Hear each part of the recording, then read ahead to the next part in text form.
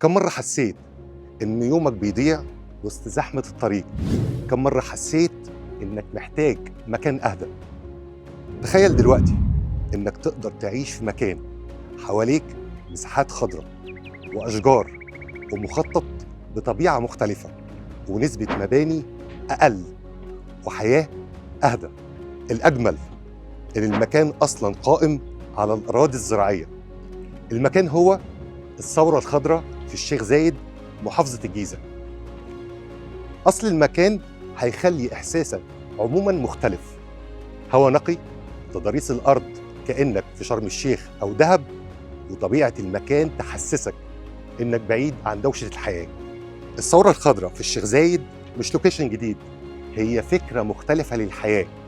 مكان يديك راحة أكتر، هدوء أكتر، كواليتي أوف لايف أحسن.